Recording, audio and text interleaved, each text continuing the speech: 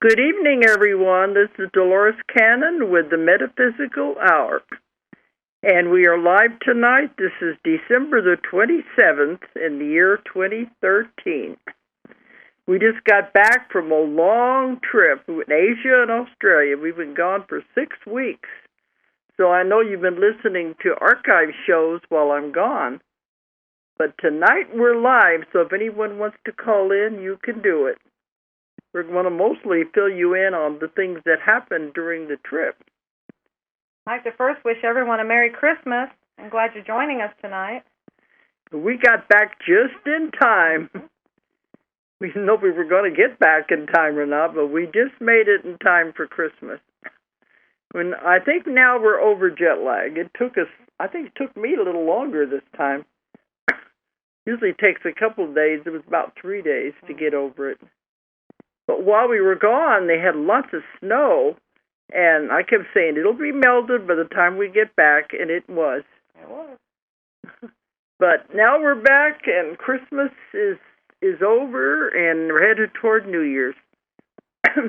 It's hard to believe. The whole year has gone so fast. Right. I was just looking at this, and where it says you started the show October 2005, and I remember that. I know that. But to see it written there like that and go, and this is 2013, you've been doing the show for 8 years now. Yeah. That's just like, I remember when you started doing it. I know. Whenever Don was having all the problems with the broadcasting and the networks, and his equipment failing, and we had, he moved out to California, so there was a lot going on in those days. Right. Now it's a lot more stable. We just have gremlins every once in a while. Yeah, that's 8 years now we've been doing this show. That seem weird? It does. It's really flown by. But wow. We've done, I think I had on here, we're on our 200th and something, a live show. Okay. We have all the other ones that are archived, so it's actually 8 years of it, but a lot of those were not live. Mm-hmm. But counting the live shows, yeah, we're on the 220th live show. So we had a big supply of archives there that they've been drawing from all these years. That's a lot of talking. Yes, but you can do it. Well, we had a lot of wonderful guests, too, along the way. Mm-hmm. But, yeah, now another week, here we're going to be, I guess we come on next week, we'll already be in 2014.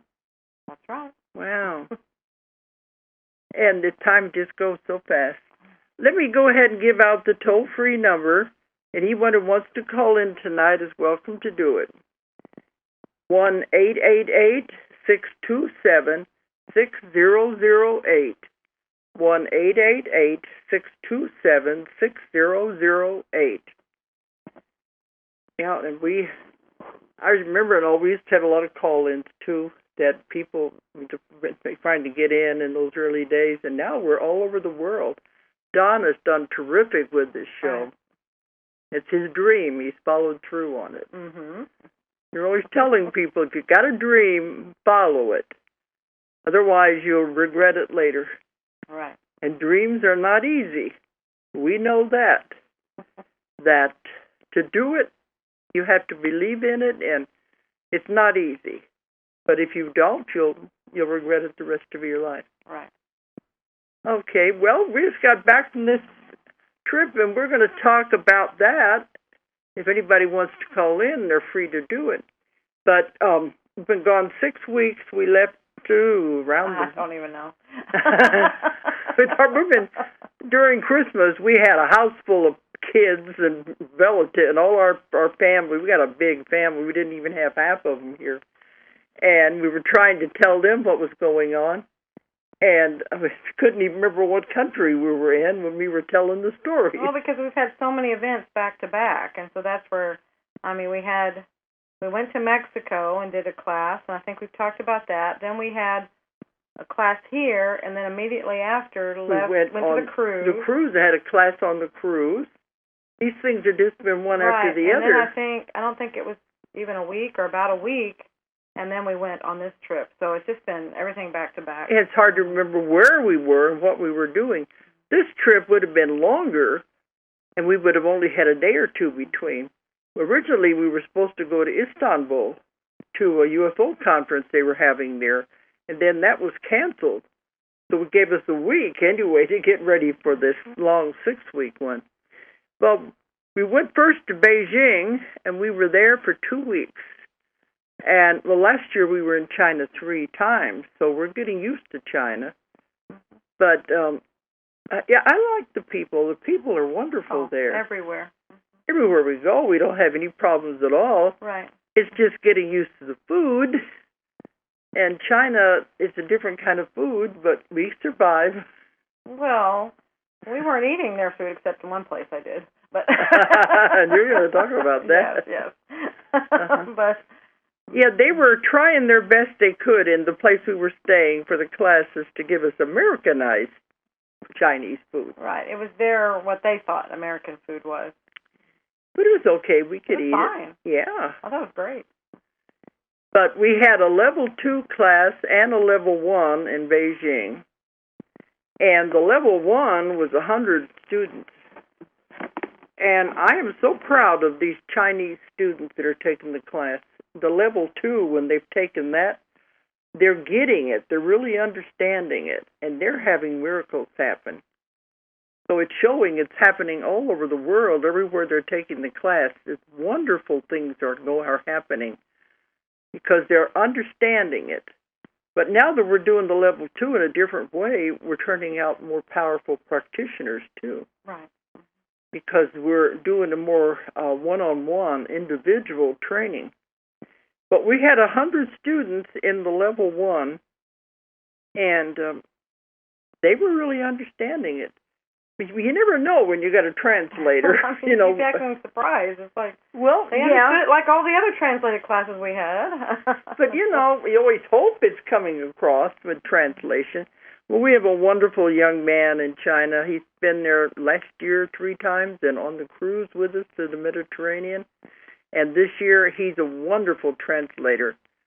We couldn't do anything without him. Right. But I always wonder when they're doing it, are we really getting translation? A lot of things can be lost. Well, especially, that's why I try not to use any slang or expressions that they're going to be lost in translation. But one thing I want to say about everywhere we went to China. We're going to talk about each place, Beijing and Taiwan and Tokyo. But everywhere we went, they are really into Christmas over there. I was really surprised. Well, they had the decorations up. What I was told, it was because of the commercialism and shopping, just like it is here. But I was surprised they're really into it that much. They had more decorations than Australia did, than Sydney did. So. But they have big Christmas trees everywhere you go and a lot of lights on the streets and in the stores. It's really decorated up. And that's why I told them I was surprised because they're mostly Buddhists over there. They would be celebrating Christmas. Well, they're not into the religious part at all. Right. They're into Santa Claus. Exactly. Santa Claus and the presents. And there were Santas everywhere. So that's really caught on all over the world. But people out there buying presents, just like we do. You wouldn't have thought you were anywhere else but the United States. And they really got into Christmas. It was November we went over there. It was before Thanksgiving. Of course, they don't celebrate that. But they were into the Christmas things. And I thought it was wonderful the way that everything was lit up. They said we just missed it. They've been having a lot of trouble with real heavy smog in Beijing. And a lot of it's caused by all the traffic. And the pictures I saw on the internet just before we left, walking on the street, you couldn't even see your hand in front of your face. Before we left? To go to Beijing. Well, then there were reports after we left Beijing. It's the same thing? Yeah. But so, see, we always, wherever we go, we have a bubble around us. So, so we didn't have that because they were canceling flights because there was so much smog. But they was telling it is because of the traffic. And the traffic is really heavy in Beijing. Mm-hmm. And that's what they were telling us, though. You can't get a car that easy over there anymore. There are just too many cars. That was very surprising how they do that. Too many cars. Well, too many people. Well, too many people and too many cars. And the cars was causing a lot of the smog. Right. And they said they love it when the wind blows because that blows the smog away. You tell them what they're doing, how they get a car over there. Well, they said it was like a lottery. They just have their numbers in a like a lottery pull, and you're registered in there. And then when they pull your number, then you can go get a car. That's when you can get your license and can get a car. It's purely a lottery ticket, essentially. It's not by choice. And until you get your ticket pulled, you're on public transportation, a bicycle or a motor scooter. And they have a lot of trains. Rides with other people. Yeah. They have a lot of trains and buses and things. But it doesn't matter how much money you have. If you got money to buy a car outright, you can't do it. Well, you might be able to do it, but you can't drive it until you get... they pull your license. Yeah, I just buy a car and it's going to sit there. So that's one way, I guess the way these countries do, I guess if we came up with the same problems, we'd figure out a way to do it. Right, I mean, it's an answer. But yeah. It also shows us how privileged we are over here to be able to just go get a car and drive it whenever we want to. Mm-hmm. Yeah, and over there, we was there last year, they said I wouldn't be allowed to drive. I think it said if you get by 65 or 70 years old, you're not allowed to drive a car anymore. And they were surprised that I had my own car. I didn't have to go through a lottery process. Right. But that's the difference over there. There's a lot of the older people, they won't let do anything. Well, then they all live together in their own communal houses anyway. So that which I would never stand for. I got too big a family. I don't want them all living with me. Yeah, but if you were raised in it, it'd be different. And that's your way of life. Well, one thing while we were in Beijing, we were there when history was being made. That was really cool. Because, since the 1970s, I think is when they first, that's what they were saying, it's been that long since they started the one-child-only rule in China, because they were the population is just way out of control. So they had to do something to control it. And when I was there last year, I was talking on the radio about who are we to criticize other countries until we are faced with the same circumstance. How would we handle it? So the only answer they had was just to allow one child per family. Well, now we were over there. They're finding out it's got a lot of problems. Right, they didn't think it out far enough in the future. Yeah, they didn't think that'd be 40 years. Now they haven't thought 35, 40 years. Right, I think they said they've gone about two generations, and it's really having an impact on their socioeconomic system. Yeah, I guess when you come up with the idea, it sounds like a good idea, but you don't plan it that far in advance. So they're finding out, well, one thing, they don't have the workforce, especially for out in the country. The agricultural workforce, they don't have it, with just having one child per family. Right. I mean, we don't think about it, but, I mean, these are all things that go into the whole... what do you call it, eco-structure? Right, the eco-structure, of societies, and how the whole thing plays out. You have your populations, they're working force, and then as they grow older, then they retire, then the younger working forces are paying into the funds that take care of them, and it's just an ongoing thing. Each generation takes care of the one before or the two before or whatever, and that's where, you don't think about it. I mean, we probably will have similar things because we have this one population that's aging. That's what they keep talking about. That baby boomer group is aging, and it's a very large group of people, and there aren't as many coming up behind them to support. So these are very real situations, and you don't think about it until you're... I mean, they were very frank on the news over there. The ones that I could... there was only one channel that I could understand. In English. And that's what they kept talking about because this was happening right then. But they kept talking about, we need the younger people to take care of the older people. It was just, this is what it is. This is how it is. We don't say that over here. We don't point blank put it out there like that. Because they said there's all these older people that are still alive. They're getting older that weren't part of that when they started the one child only. Now the younger ones coming up, one person has to take care of all these other generations. I think they said it took 8. Remember, on that one show, I want to say they said it took like 8 people to support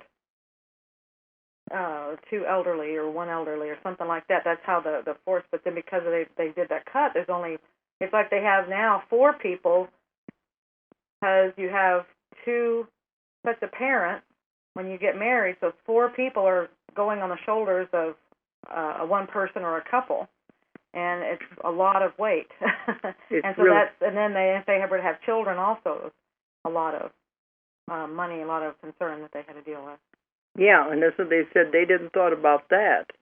Who's going to take care of the older generation? Of course, they figured as they die out, but there's a lot of things like that that weren't thought out. Right. But also was the workforce, because all of a sudden they don't have enough people to manufacture, and also mostly out in the country where they have the agriculture and the growing, they don't have the people they used to have to do the agriculture work, the picking and taking care of the animals and growing things.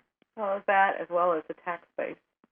Yeah. It's all of that, because all that supports the elderly. Mm-hmm. So they don't have, it falls a lot on the ones that are the young working force. But the ones in the country, there's not enough now to maintain, have the growing of the food. You always got to think of that, the growing of the food to take care of the people. Yes. All of that. So it was interesting that we hadn't thought about that, but though they said this was groundbreaking, was history making while we were there, they've decided to allow the people to have another child. Yeah, there were it's not quite that blanket like it sounded at first. It's like there's some other regulations, but basically, in the gist of it, yes, they're going to allow them to have another child. So they've got to manage it so they won't have the population explosion. They finally stabled out. Well, and that's what they were asking people. They were doing a thing, and they said, because their cities are huge. 40 million people, 50. I mean, it was like, they're huge cities. And they said, okay, if now you can have another child, I mean, that can potentially double that city, and that's what they were asking people. Well, will you have another one? And it was about even. Some of them said yes, they wanted to, and then others said, no, I can't afford to have another one. So they've already gotten accustomed to what it would take to raise one. Mm-hmm. On that port, yeah. Mm-hmm. But yeah, they've taken them, 35, 40 years now to finally stabilize the population. They got it to where it's even, but then it's out of balance in so many other ways. Right. But, yeah, that was interesting. They said, they were asking, if now that the law is passed, will you have a child? And a lot of them don't want to. Some of them don't even want to get married. So I guess it's balancing out in other ways. Right. And it could be because they're so open about it, then people are able to make conscientious choices, and how they want to work with the future. Because I think most part, otherwise it's just, they don't realize their part in the future. Yeah. That they play. I know we were talking to some of our students. We had 100 students in our level 1, the big class, and they can't really comprehend that we have so many children. Right. That was something that was difficult for them. Yeah, because we have big families over here. And they couldn't understand that, people wanting to have a lot of children. Yeah, I think it's been driven into them to not want children. So that was another way of taking care of that. Yeah. And I said, well, over here in America and Europe, other parts of the world, people like a lot of children. So we don't have that problem in America yet. Who knows what's going to happen in the future? No, but I mean, we have dramatically decreased the number that we have. It's not because people are forcing us to, but most people have automatically, where it used to be it was normal to have 4, 5, 6 children. Now it's more like 2 to 3, something like that. And that's not across the board, but you're seeing it. It just naturally did it because they kept pushing only replace yourself. only replace yourself. So. Yeah, and Europe is doing the same thing. We found when we go to Europe, a lot of them don't want to get married, and they don't want families. They'd rather be in the business force. But now, India is another problem. We go there, they're out of control. But I don't know what they're going to do about that. It's up to the people, you know. The country. Yeah, each country, what they decide. But we travel so much, we get to see all of this firsthand. And it's interesting to see how each country handles these things. Everywhere we go, I always want to know, what about the elderly? You know, how do you take care of them? What do you do? And how do you manage all of this? Some of the countries do a better job than we do. Absolutely. On not this, but other things that they do. So we can learn a lot from some of these countries. Well, that's just it. We learn a lot from each other all over the place. So. That's why people are people everywhere we go. We don't have any problem with people. A lot of us say, how can you travel all this so much? Aren't you afraid? And no, we've never been afraid. Never been afraid. No, the traveling is hard, but we've never been afraid. Of the people. No, not at all. Yeah, the long trips, the long hours on the plane is the hard part. And we went to Beijing. We did the new route that we took the one time last year. You go over the pole now. It cut about 3 hours off the flight. So we didn't see Santa Claus, but we didn't see his house, but we flew over the pole. I saw it. I saw the workshop with the elf. You did? He wasn't out. He was resting, I guess. Well, you were on the other side of the plane. Yeah, you saw things I didn't see. But anyway, we were in Beijing, and I was there for 2 weeks. And I just got to say this. My assistant went with us, and it was a big culture shock. He'd never been anywhere like this, but her culture shock was they didn't have any coffee. Well, and that's a big deal if you're a major coffee drinker. I'm sure we have lots of major coffee drinkers out there. Yeah. And they will totally understand. No coffee in Beijing. They like tea. Well, it's just like in England. Well, they had coffee, but it was not like American coffee at all. Not the way we are addicted to it over here. So that was a culture shock for her. Things like that. And also, no Facebook and no YouTube. Right, in China. In China. The translator said they really don't want people to know what's going on in the outside world. But they know anyway. Just like everybody, they figure out ways to find out. So. There's ways to get around all of that. But so we have a lot of things here we don't even appreciate that like that. Although I don't even go on Facebook and those things. A lot of people, that's their whole life. Right. Well, and it is hers. I mean, that's how she stays in touch with everybody, and that's how she planned to stay in touch with everybody back home. Because this was a major trip for her, first time that extensive and that far away. So this was one of the things that she knew she could hold on to be able to see her family, and then it wasn't there. So and that was a big deal. What do you mean, no coffee and no Facebook? Right, that was a lot of withdrawal. She was having withdrawal symptoms. Okay. But you've got to tell them about your trip to the Great Wall. Now, every time we've gone to Beijing, I always wanted to go to the Great Wall, but, we've never got out there. And the last trip, you said, you got to go. You said you had to go because why come that far and not get to see it? It's one of the major wonders of the world. Well, it's right there. I mean, it'd be different if it was across the country, but it's right there where we were. So, outside Beijing. Yes. I didn't want to go because I'm not really into all that walking anymore like that. Now, Julia, she went up and down the pyramids and down inside the pyramids. She can do that. I don't really want to do it.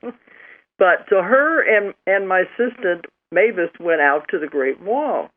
So tell them what that was like to see that. Oh, it's amazing. It's unbelievable, actually, because you see it for quite a ways. You're a ways out. And you drove. We drove. It was about an hour and a half outside of Beijing, and we're driving, you're going up into mountains and everything, and all of a sudden I look, I was like, what is that? You can see something way over on this mountain. And it's that, it's you can see it.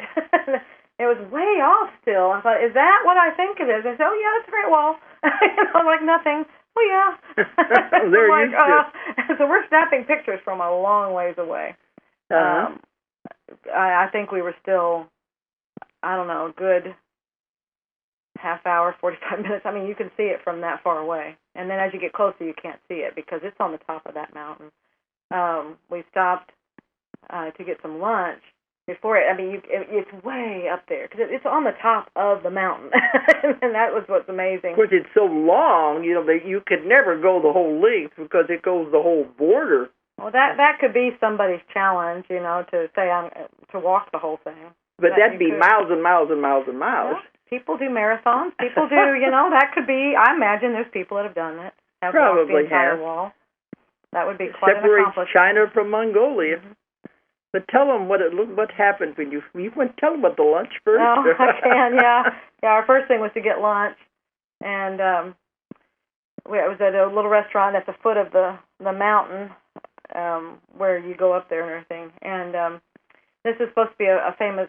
They said it was a famous fish restaurant. I have no idea, but it's one of these where you pick your fish out. They're swimming out there in this little channel in front of the restaurant, and you just pick it. And I said, I'm not real comfortable with naming my food before I eat it. I mean, it's like somebody else, Kevin and Leo took us out there.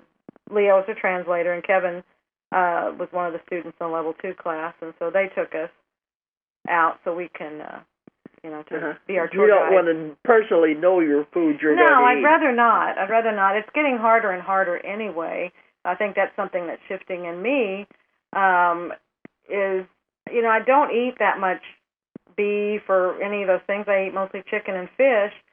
And now, sometimes when I'm eating them, I'll see their faces. And it's like, oh, man.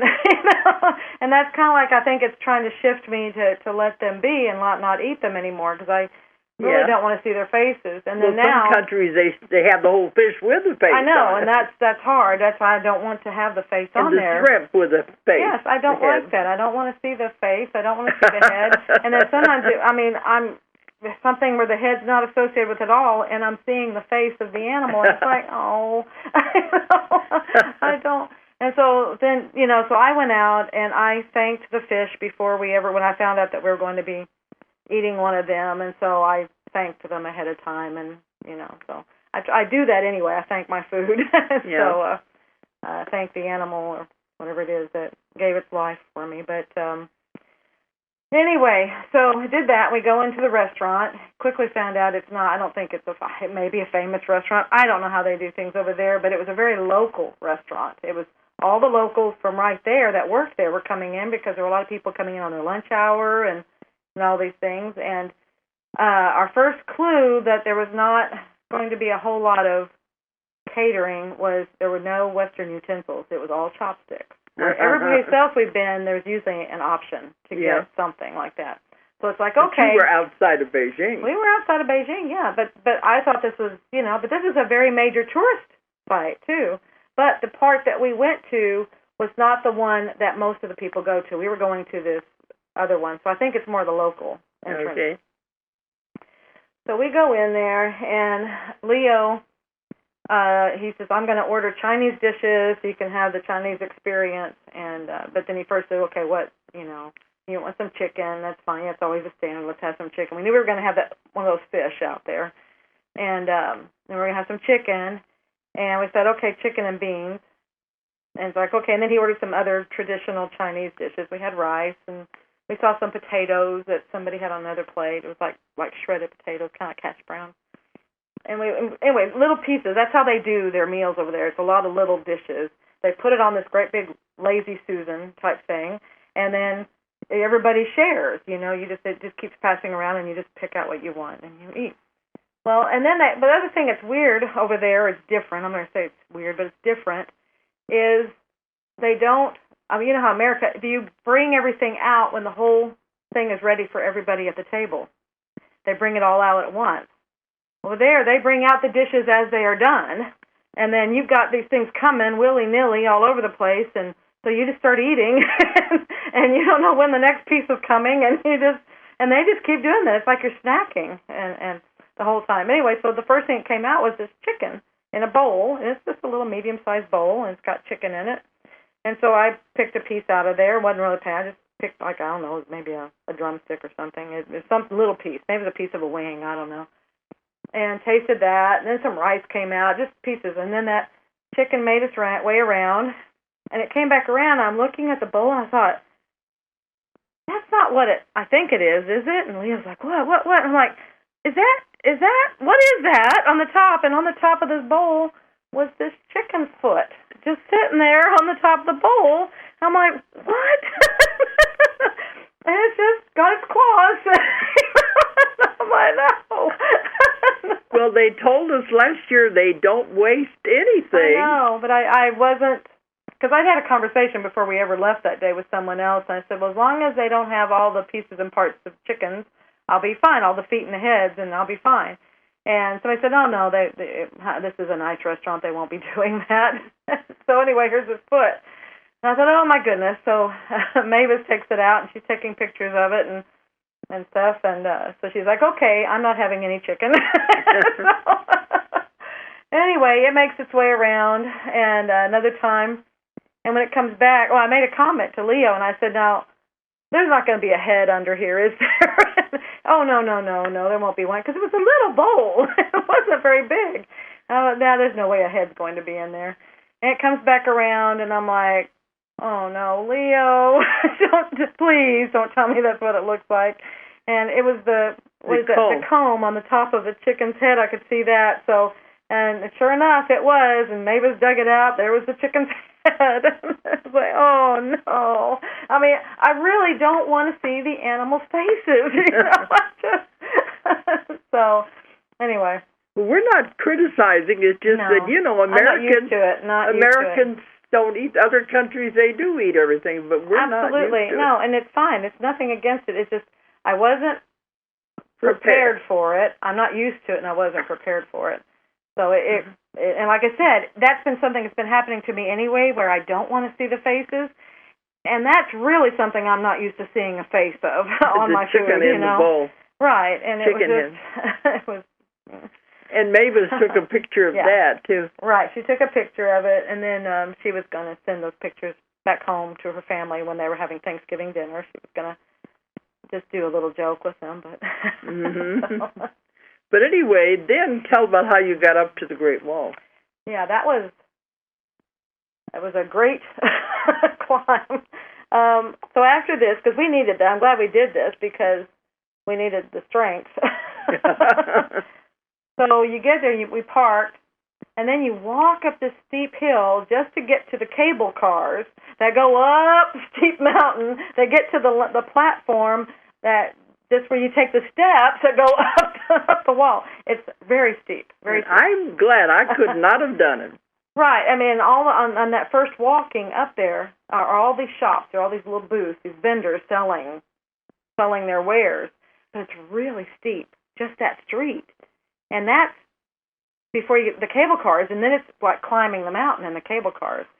But yeah, that was a lot just right there. Everything was climbing. Finally get up to, they have like this where the cable cars come in, and then you go up some stairs on the side, and then you actually get into on the wall, because you're going up the side, and then it goes into these little, what do you call them? It's a place for the sentries. Yeah. So almost like little forts. Little buildings. Right. Little houses up there, right. stone houses right. where the sentries would be. Right. And so it went into there, and then you could go one way or the other. It had steps going down each side. But the thing that was so amazing to me, I mean, it's wide.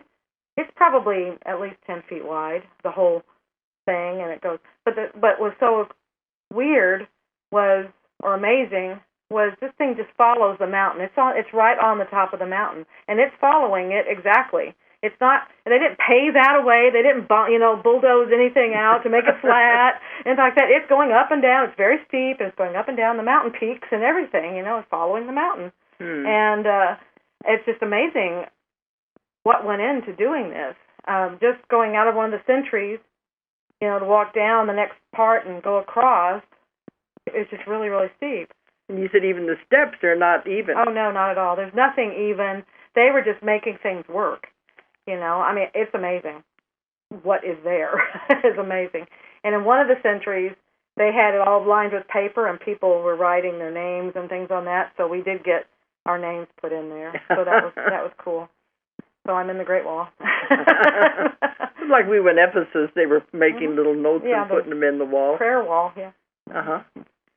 But it's a lot taller and bigger than it looks like in the pictures. Then the wall, it's like a fortress because it's got the cutouts, like if it were like if people were up there with guns and things like that. Well, it wasn't guns, it was bows and arrows. Whatever they had were weapons, so they had the cutouts. It's that kind of a wall, just like you would see in a palace or something. Both sides are that way. And then it had these little sentries every so often. And they had all these levels to them where they probably sat up there and did all, where they could observe and see things. The height of it was probably, it was taller. The walls were taller than me, but where the cutout was, like you could bend over and see. So it's just about the height of me. And they said they built that, was centuries ago, but they built it to keep the Mongolians out, to keep the enemy out. But after they got it all built, they said it didn't do any good. They just climbed over the wall anyway. Yeah, if they can climb that mountain up to there, they can climb that. If you're that good of a climber, you can do it. They had a sign that said they built it to keep the enemy. Oh, that was cool. I took a picture of that sign. I need to post it. They said it was built to keep the enemy out, and it was all this bloodshed and everything to keep the enemy out. But now, the gist of it, now it's so beautiful because of it, it pulls the world together because they all come to see it. So in that way, it has united the world. But that's good. That's interesting. Yeah. So that was an interesting day. Very. Yeah, it was. That's one of those once-in-a-lifetime things. That's what I'm trying to do now. I guess that's one, we kept saying that's a bucket list item. That's something you want. If you can do it and you have the opportunity to do it, not very many people can say they've walked the Great Wall of China. Well, it's like you in the pyramids, right. And then only a few weeks ago we were in the Panama Canal. Right. These are all things that we like to check off that we get to do with this wonderful work we're involved with. Absolutely. But I do want to make a remark. In my China class, before we left, we were getting our, getting ready for the class and everything. We got an email from a man in Mongolia. And I said, Mongolia? To me, that's the ends of the earth. And here we're getting an email from somebody in Mongolia. And he said he is at a cancer hospital in Mongolia. I can't pronounce the name of the capital. But he said he wanted me to learn the technique. And some others there that wanted to learn. And they wanted to know, could we come to Mongolia to teach on that trip? And that's what I mean. To me, that's like somebody on the end of the earth asking you to come. I'm amazed. I said, how did you find out about me? Internet. He could get YouTube. Yeah, he could get YouTube. He found out about me. I said, in Mongolia? But I told him there was no way we could come that far for just a small group of people. So he had two choices. He could either come to Beijing and take the class there or take the online class. So he agreed to come to Beijing. He was a wonderful man. Very sweet. Very sweet. And he very much devoted, he really wants to work with the cancer and help the people. And he couldn't speak Chinese, but his English was good enough that apparently he followed me with the class. Very good. But he was really dedicated. He really wanted to learn this technique and take it back to Mongolia. But I said, now I think we are reaching all the corners of the earth when you got something like that. As we know, when we did the Russian class, we had some people from Siberia that came. But I said, Mongolia, I would never expected to meet somebody from there. So But but you're still thinking of them the way you probably were taught about them in your childhood, and that's not them at all. That's what he was telling us. He said they're no longer riding around on horses with the big fur hats and all of that, and the yaks. So our impression of most of the world is not the way it really is. So when you go to these countries, you find out it's really more modernized everywhere than we could have ever imagined. Mm. So we haven't seen too many places that aren't modern, but I know that there are places like that, but we haven't gone there yet. Yeah, they're not really in our what I think they would ask us to come, right. Really. But it shows most of the world, those are just stories of people that what you think things are supposed to be like, and they're not like that anymore at all. We're all very modern everywhere. But anyway, that was interesting. But then we went to Taiwan. We were there last year and giving a lecture, and they wanted us to come back and do a class. And that's a culture shock in its own. Well, that's so much like America. Yeah, I said when you go to Taiwan, it's like East meets West. So much of American influence is in there that you don't even think you're out of America. Well, I mean, they even take our electric plug. Their outlet fits our electricity. It's all the same. So that tells you something right there. If our plug fits their outlet, we have a lot of American influence there. Mm-hmm. But everywhere you go, I mean, there's all the stores and the little, yeah, it's all just 7-Elevens, McDonald's, Kentucky Fried Chicken, everywhere, and you'd swear you were in America. Right. Also, motorcycles have taken over. Well, they're motor scooters. You keep calling motorcycles, they're motor scooters. You don't think they're as big as a motorcycle? No. There might have been a couple like that, but for the most part, they're called scooters. Okay. But there again, it's a traffic jam like it was in Beijing. There's so much traffic. In order to get around that, they have these scooters. But everybody rides them. Well, and it's probably because they're so inexpensive, too, and they're easy to park. They have lack of parking spaces. All along the sidewalks in front of every shopping place there was all these lines and lines of scooters. And everywhere they were ducking in and out of traffic, too. So it was, it's the most we saw anywhere. And that was worse traffic than in London, I think. No. London's bad. But Beijing was a lot of cars, but here it was cars and mostly scooters. But Taiwan, we like that. We've been there before. And it's very modern. Right. It's easy to figure it out. I mean, we kept going out and walking around, so we had that section of town where we were. A few blocks that we had that figured out. But then Taiwan is not very big anyway. It's an island. But then we went to Tokyo. Now, Tokyo, to me, was different. Very modern. Mm-hmm. But I felt a kind of a dark feeling there. I didn't have any problem. I immediately was getting London references to it. It felt like London to me, and I kept thinking, why on earth does Tokyo feel like London? Because the shops and the way the streets? No, it was just, I think immediately it was because the way they drive. They drive on they drive the same way as in England. And so that was my first thing. But then there was something, I don't know that I can even remember what it was. The streets were laid out or something. Something, and the way it's the way the city was done, and it was just, and the way the stores were. And I thought it reminded me of London, and so I asked. I said, why do I keep feeling like I'm being reminded of London? And they finally said, well, after the war, the British came in, and they had a huge influence on rebuilding the city. Yeah, because you got to remember, World War II, we bombed Tokyo to pieces. And then we came in and occupied it for many years. And we had the Allies, but one of them was England and France, and they were in there helping to occupy it. So I imagine they had a big part to play in how to rebuild it. Apparently they had a very big part to play. In the streets and everything. But it's a very modern city. Interesting, the earthquake, what's it been 2 years ago, that destroyed the nuclear plant on the North Island. And they said that it'll never be rebuilt.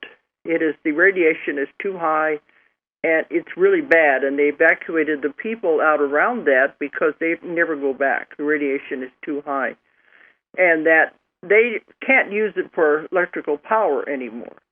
That's been destroyed. Well, so, actually, while we were there, that was something else that was happening. While we were there, they were going in to take the rods out. They were dismantling that plant. They're trying to get it. They were taking the rods out. But I said, well, what are you using for electricity? And it shows that if we don't really need the nuclear. They have ways of doing this. These scientists get their heads together. And they said, we figured out other ways to get electricity. And one thing they're doing is with the tides, because they said Japan is primarily an island, a group of islands, and they have the ocean on both sides. So when the tide comes in and out, somehow they're able to harness that power to create electricity. And they've also, by walking on the sidewalks, are generating electricity. I read an article one time that said this was possible, but apparently they followed through on it. So they have enough people. Yeah, Tokyo is another huge city. Everywhere we went, the big cities. And, it makes me appreciate this place in the country here. We don't have anybody. Right. Well, especially there, it was so little. And I'm not going to say no because we did find some trees, but they had so little greenery, so few trees. That was just sad. Yeah. What trees they did have on the streets were like pitiful excuses for trees. Well, and that was that one part where we were driving. There was a part where there was a park over there. I don't want to give the impression that there's nothing not parks there, but like. No, but there was a park. There was a park that had a lot of trees in it, but not like other cities we've been to. Yeah, they were mostly just like trunks where all the limbs had been cut off. There was no greenery. Well, that's where Singapore learned a lesson. They have these beautiful parks there. They don't have any smog because Hong Kong completely cut everything down to make more room to build houses. But if these cities are huge with the people. I don't remember if it was Tokyo or not, but we were seeing trees on top of buildings. So, it may have been there. Yeah, it's like people were trying to get trees in there, trying to get kind greenery. Of greenery. But we had a good experience in Tokyo, too. We went to this one temple, and it was on the edge of town out there, and that was beautiful. The statue of the Buddha. And they shopping, they had all the Japanese market.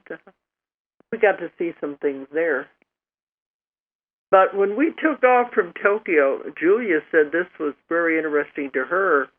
She was looking down on Tokyo. Well, not make it sound like that. I was on the airplane looking at it from the airplane. Well, I didn't mean it that way.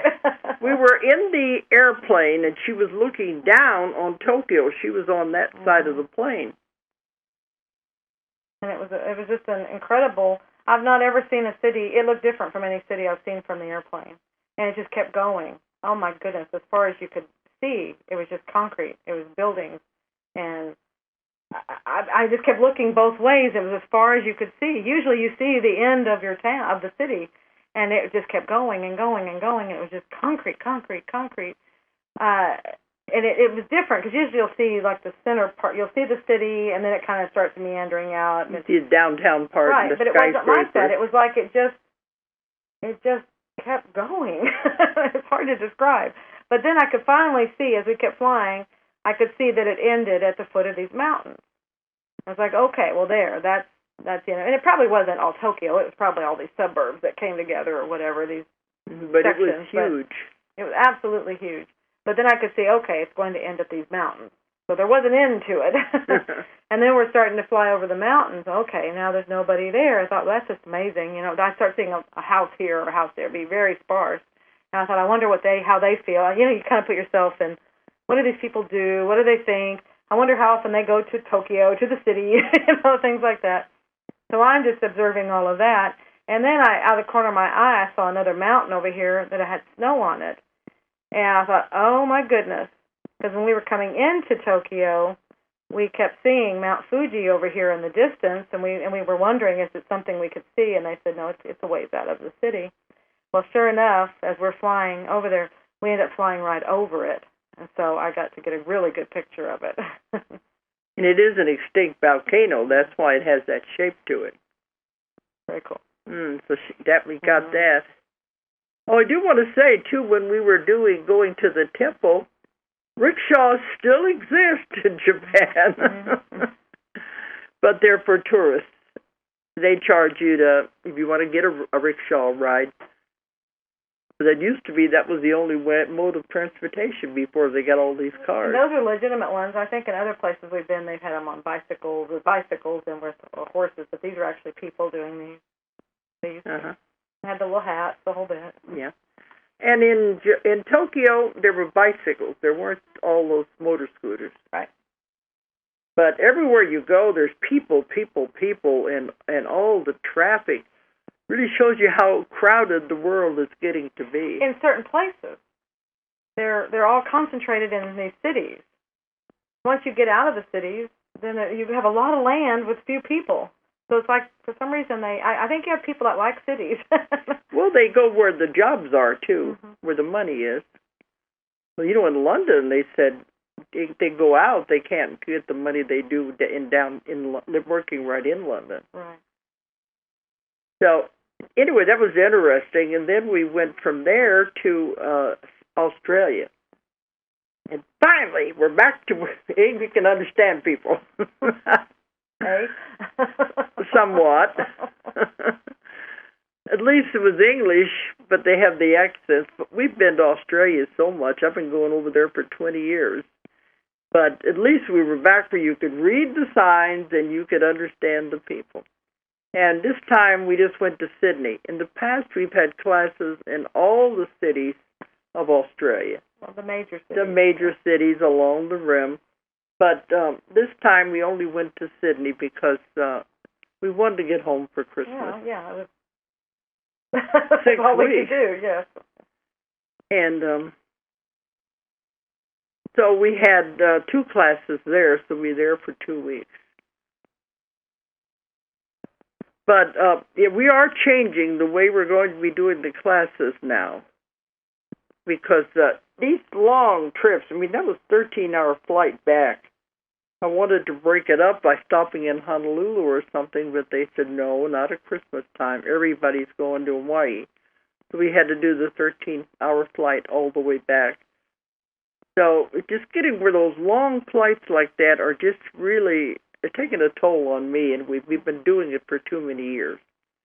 And the flight's not enjoyable. The trips, seeing the people and having the classes, I love that. And teaching and mingling with the people, that part is good. It's just getting there and getting back. Right. One speaker I knew, she said, I wish we could do like Star Trek. I was just thinking that if we could just beam up and get over there. Yeah, she great. said she had the same thing. I don't like the trips. So we could just beam me up, Scotty, and drop me down. That'd be the best way. Bilocate, whatever.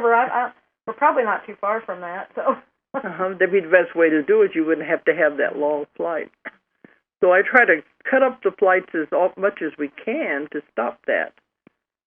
But anyway, we had a wonderful time there, and everywhere we go, Christmas, and there's the same way. We were down in... Oh, the fun thing there was, they didn't have many decorations, but because it's so warm, they said it's just really hard to get into the feel of it, the spirit of Christmas. But their commercials were so funny because they have all these Santas surfing and things like that. Santas in bikinis. And you got to remember, Australia is in the opposite hemisphere, so there it was summertime. Right.